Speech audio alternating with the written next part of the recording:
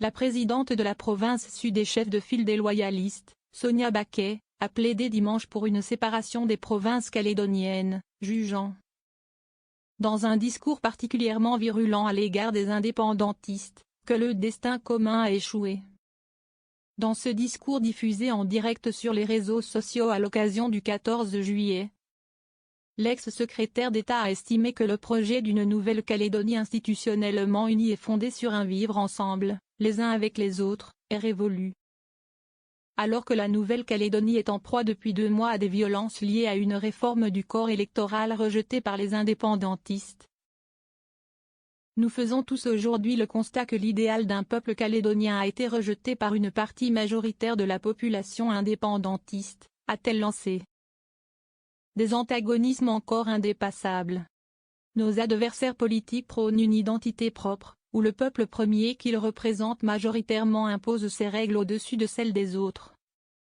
A également dénoncé Sonia Baquet, pour qui descendants d'Européens et population kanak ne partageraient pas les mêmes valeurs. Au même titre que l'huile et l'eau ne se mélangent pas, je constate à regret que le monde kanak et le monde occidental ont, malgré plus de 170 années de vie commune, des antagonismes encore indépassables, a-t-elle estimé.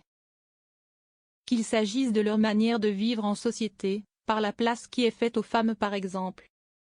Qu'il s'agisse encore de leur système politique, féodal pour les uns et démocratique pour les autres, a asséné Sonia Baquet. Or, lorsque 2 forces s'opposent et que 2 camps sont persuadés de défendre légitimement leurs valeurs, ils se retrouvent face à un choix.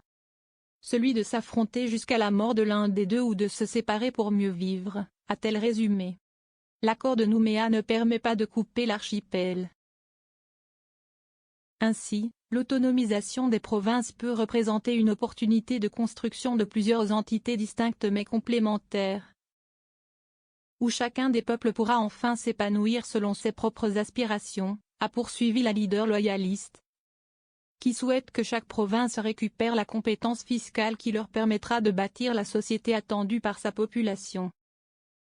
L'accord de Nouméa signé en 1998 prévoit que, même si les résultats des référendums d'autodétermination étaient différents d'une province à l'autre, une partie de la Nouvelle-Calédonie ne pourra accéder seule à la pleine souveraineté ou conserver seule des liens différents avec la France.